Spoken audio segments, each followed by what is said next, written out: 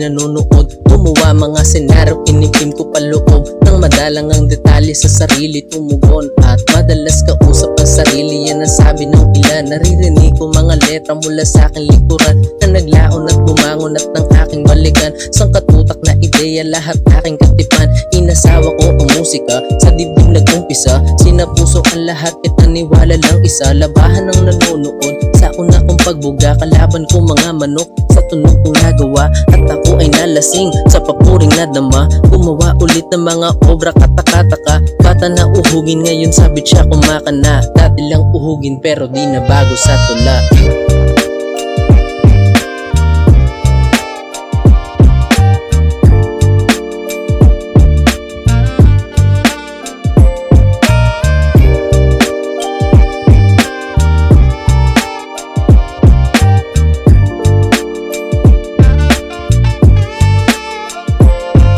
Narirahan ng ninais at sakaling susumahin ko pa sobra ko na labis, lahat aking gagapangin. Mga titik na lumilipad, gamit imahinasyon, aking pang isasagad papuntang destinasyon. Sa dulong tugatong ilan lamang ang nakarating. Mataas mga lipad, malakas din ang dating. Sa sulat ang nagbabad, lahat ay aabutin. Nagmispulan ng bulag, sa kaya kong abutin. Namili ng wala sa pamilihan na nauso ang laro. Lahat at kinahiligan, maraming pagpipilian sa gitong dalampasigan. Mga isda na may layo lumangoy, maiigihan kung pumili na pambato mo sa bawat napatimpalak. Kung ito walang ang tamang gawin, gagawin lahat. Kumpara sa karangalan na makuha madalian, ay walang pinag-iba sa babae na para usan.